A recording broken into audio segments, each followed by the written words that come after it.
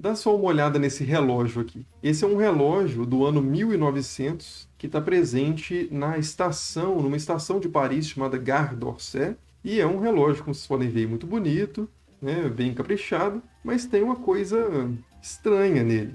O número 4 aparece nesse relógio como 4 pauzinhos. E geralmente a gente encontra o número 4 em algarismos romanos como um IV, né? Dessa forma que está aparecendo aí. Mas será que um relógio assim tão sofisticado, né, tão caprichado, cairia num errinho básico desse? Meu nome é Henrique Caldeira, eu sou historiador e é disso que eu vou falar nesse vídeo. Então, a gente pode ver outros relógios, como esse relógio da Grand Central Station de Nova York, também um belíssimo relógio, né? E a gente vê ali também o número 4 representado ali por 4 letras I. Aqui, outro relógio também muito famoso, né? Muito bonito mesmo, que é o relógio do Museu d'Orsay, também em Paris. E a gente vê de novo ali os 4 pauzinhos. A gente poderia ir para relógios mais modernos também, como por exemplo esse relógio aí de pulso, ou esse outro também de uma marca bem famosa aí de relógios com 4 palitinhos, né? Mas por que que esses relógios aparecem com 4 pauzinhos em vez de obedecerem a nossa professora de matemática ou professor de matemática ou de história, que nos ensinaram ali que o número 4 deve ser representado com IV. Para quem não lembra muito bem, os números romanos, assim como números de várias civilizações da história e da antiguidade, são representados por letras, né? Porque não existiam caracteres, ali, símbolos específicos para números. Então, algumas letras representavam números, né? Isso era comum, por exemplo, no grego, né? E diversas outras línguas. Mas no caso específico dos algarismos romanos, a gente tinha basicamente uma letra I maiúscula representando o 1, uma letra V representando o 5, a letra X representando o 10, a letra L representando 50, a letra C representando 100, a letra M representando 1000. E aí você adicionava, né? Então, I, que representa 1, mais I, que representa 1, então é o 2, né? E mais 1, 3. Só que quando você coloca 3 letras iguais, você não pode fazer uma adição de novo, né? Você tem que pegar, na verdade, a letra maior e fazer uma subtração, né? Então, para fazer um 4, você colocaria ali a letra V, representando 5, e à esquerda dela você colocaria o 1, né? Indicando que é uma subtração, não uma adição. E aí 5 menos 1, 4, né? Mas por que que os relógios não obedecem esse critério, né? Para explicar isso, a gente tem que primeiro deixar bem claro um fato sobre a história antiga e sobre algarismos romanos, e depois a gente pode trazer algumas teorias para complementar essa explicação. Mas o fato principal aí é o seguinte, é que hoje, quando a gente aprende algarismos romanos na escola, a gente tem ali um livro didático, né, que foi aprovado por comissões, que é aplicado ali nacionalmente, né? A maioria das grandes editoras de livro didático vendem aí para todo o país, né? Então a gente tem uma padronização muito grande hoje do ensino, né? E essa não era a realidade na antiguidade. Então, hoje, quando a gente vai aprender coisas relacionadas a números, a gramática também, a gente tem regras muito mais rígidas e que são aplicadas de uma forma muito mais universal do que em qualquer outro período da história, né? Pensando principalmente da imprensa para trás, a gente tinha muito mais variações na escrita e na representação de números. Então a gente pode ver, por exemplo, esse relógio aqui do século 3 depois de Cristo, em que a gente encontra também o 4, né? Representado ali por 4 palitinhos. E a gente tem outros exemplos saindo de relógios e saindo do número 4, como por exemplo esse memorial aqui fúnebre de um centurião da 18ª Legião Romana, no qual a gente vê o número 18 representado por X e aí IIX, né? Uma subtração com 2 números à esquerda, né? Que para nós é muito estranho. É errado?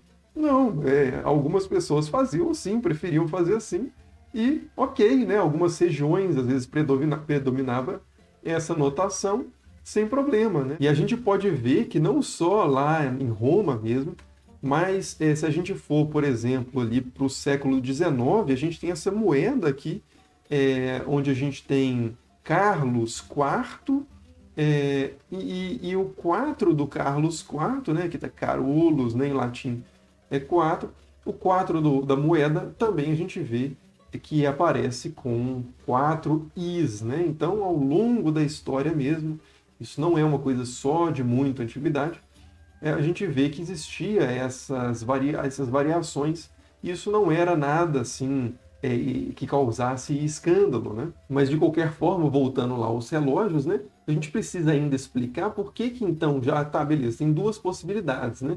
4 com IV e 4 com 4 Is. E por que que os relógios preferiam, assim, quase que de forma absoluta, usar os 4 Is, né? Então, para isso, a gente tem, na verdade, 4 teorias, não tem nada muito certo a esse respeito. E eu vou te falar primeiro as 3 teorias que eu considero, assim, bem furadas, e depois eu passo a teoria que eu acredito que seja mais plausível. A primeira teoria é de que as letras I e V poderiam remeter as pessoas ao deus Júpiter, que em latim se escrevia dessa forma como vocês estão vendo nessa moeda aí, né, com a letra I e a letra V, né, que tinha o som de U. Então, Júpiter, né? Então, uma versão dessa teoria diz que os romanos não queriam ali blasfemar ou alguma coisa desse tipo, usar o nome de Júpiter em vão e preferiam então usar os 4 Is, né, para evitar essa relação. E outra versão diz que, na verdade, os relógios católicos é que iniciam essa tendência, e aí eles não queriam fazer referência a um deus pagão, né? E essa teoria não faz, para mim, não faz muito sentido, porque primeiro que o IV remeter a pessoa ao nome Júpiter é uma coisa meio estranha, e além disso, se a primeira versão da teoria tiver certa, né, que é que os romanos queriam evitar isso, por que que os católicos preservariam, né, essa notação?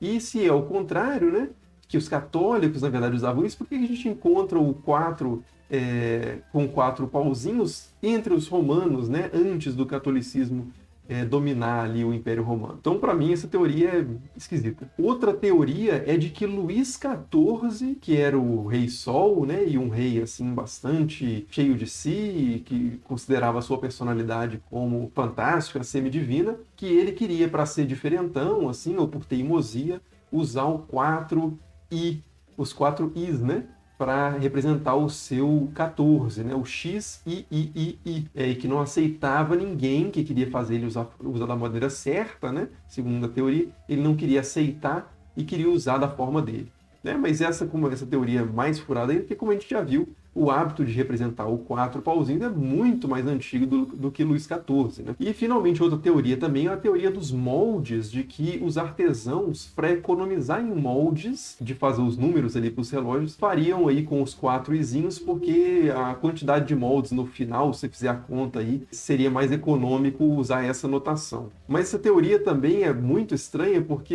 essa ideia dos moldes, ela só explicaria os relógios feitos cujos números foram feitos com moldes, né? Com moldes para colocar ali metal fundido, né?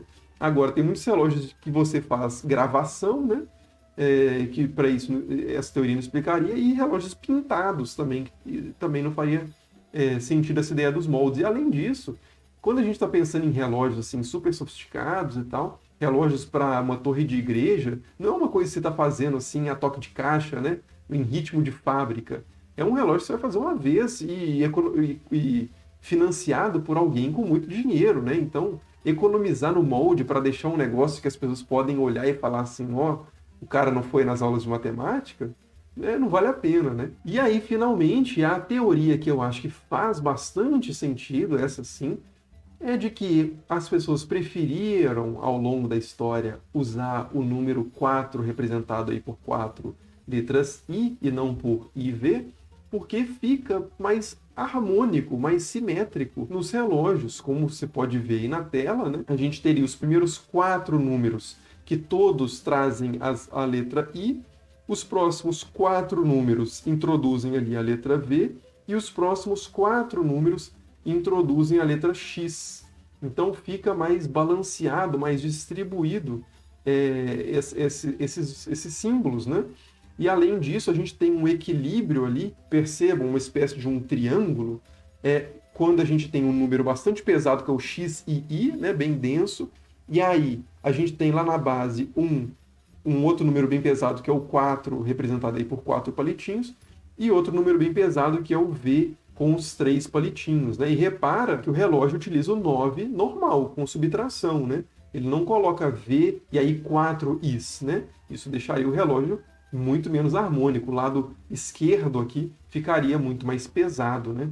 Mas enfim, então é isso, essa curiosidade que eu queria trazer hoje para o canal. Espero que tenham gostado. Se vocês já tinham reparado isso, deixem aí nos comentários.